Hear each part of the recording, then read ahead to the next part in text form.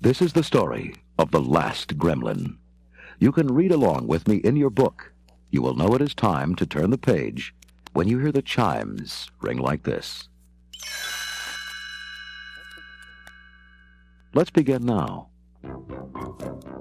Unless you're extremely careful, cute, cuddly mogwai can turn into nasty, destructive gremlins. And that's just what happened one Christmas Eve in Kingston Falls. Hundreds of mischievous gremlins had left the town in ruins. They had broken windows, caused traffic accidents, wrecked the local tavern, and even crashed a snowplow into a house. Billy Peltzer, his girlfriend Kate, and Billy's pet mogwai Gizmo had tracked the creatures to the local movie theater, where they had hidden inside from the sun, which could destroy them. With Kate's help, Billy found a way to destroy the theater full of gremlins. But his heart sank when Gizmo frantically gestured across the street. Oh no! There's Stripe, the nastiest of the bunch, in front of the department store.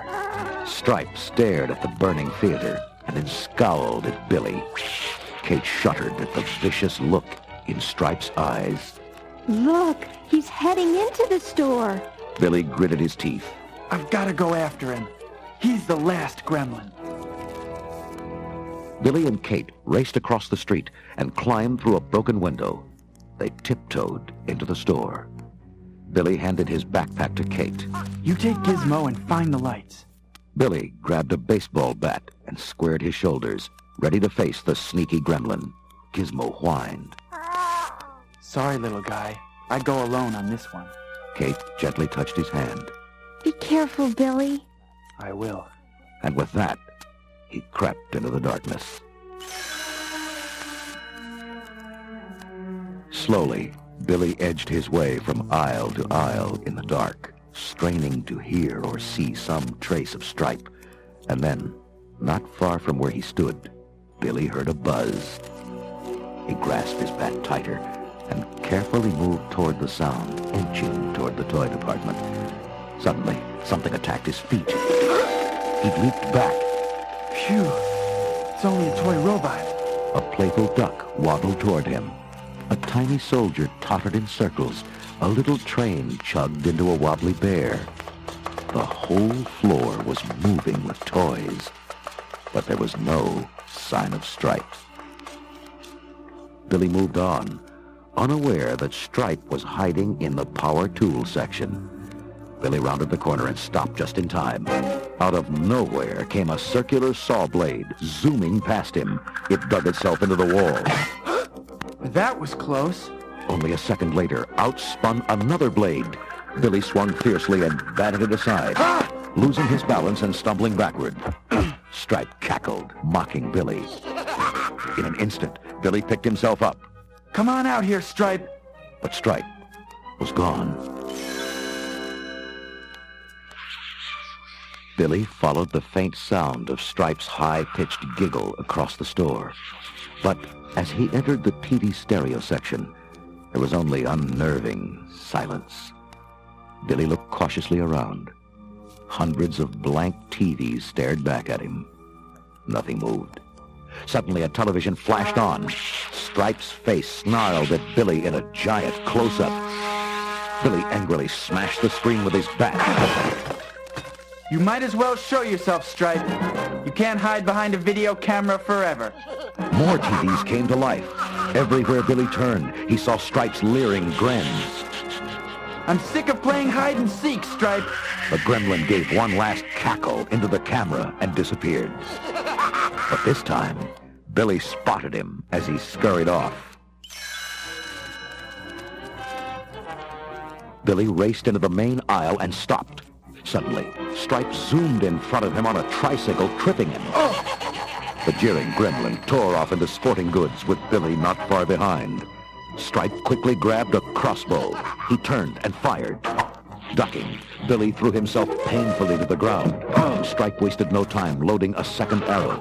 Billy lay hurt on the floor as Stripe stalked menacingly towards him. Meanwhile, Kate had found the control booth. There are hundreds of switches, and I can't read all the labels. I guess I'll just turn everything on. In an instant, the store came to life. Fans spin, saws whirred, and dishwashers churned. But most importantly, the lights came on. Stripes suddenly screeched in pain. He dropped his crossbow and covered his eyes. He floundered helplessly, looking for darkness. Billy stood up. Good work, Kate. You've blinded him. Now we've got him.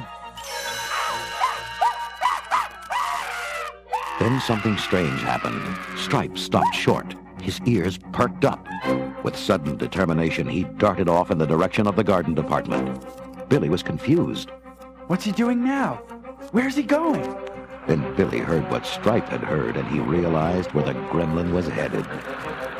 Oh no! Kate, there's a huge electric water fountain in the greenhouse. Stripe's going to jump into the water. Turn it off or it'll multiply, and soon there'll be hundreds more gremlins. Kate frantically searched for the shut-off switch. Which one could it be, Gizmo? There was no response. Gizmo? Oh no! Gizmo's gone! Where'd he go?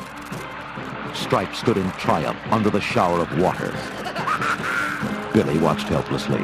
Already bumps were forming on Stripe's body, and soon the bumps would turn into new gremlins. And once the process started, no one could do anything to stop it. Then from out of nowhere, Gizmo raced toward the greenhouse in a toy car. Billy watched in amazement. What's that little guy doing now? Gizmo sped around a corner and crashed into the greenhouse wall. The car flipped over, and the tiny Mogwai rolled out. He looked feverishly around, then raced to the cord holding the canvas cover of the skylight.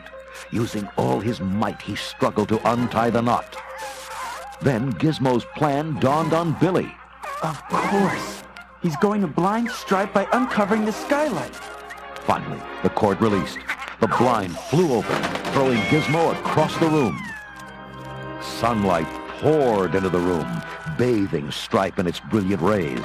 Stripe screamed as his skin began to crack. The ugly bumps withered, and he started to melt like a candle. Kate rushed in and embraced Billy. Oh, Billy, he's dead. Yeah, thanks to Gizmo's help. Gizmo? Wait a minute. Where is he? Billy spun around to find poor Gizmo lying motionless on the floor. He rushed over to his tiny friend and scooped him into his arms tenderly. Gizmo, please be okay. That night, the Pelzers had a peaceful Christmas Eve after all. The fireplace radiated a warm glow, and bright decorations filled the house with joy. Exhausted and bruised, Billy rested on the couch with Kate and Gizmo. He petted the injured Mogwai as he pulled a thermometer out of his mouth. You're gonna be okay. Your temperature's back to normal. The Pelzers settled comfortably around the TV to watch a news report tell the story of the Gremlin invasion. Suddenly, the doorbell rang. Gizmo's eyes lit up, and he began to hum contentedly. Billy realized who it must be. I'll bet it's the Chinaman, Gizmo's original owner. And sure enough, an ancient, withered Chinese man entered through the door. Gizmo jumped from the couch and embraced the old man tightly. Billy was happy for Gizmo, but sad for himself. Yeah, Gizmo, you really do belong with him, don't you? The old man was stern. You have done with Mogwai what your society has done with all nature's gifts. You people do not understand. You are not ready. Billy nodded to the Chinese man in sad recognition.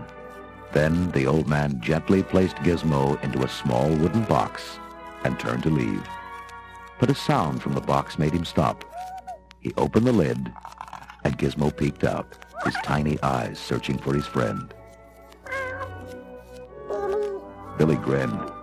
He knew that Gizmo would never forget him. As the old man stepped outside, he smiled at Billy. Someday, you may be ready. He turned and headed off, and Billy could hear the faint sounds of Gizmo humming the tune he and the Mogwai had once shared.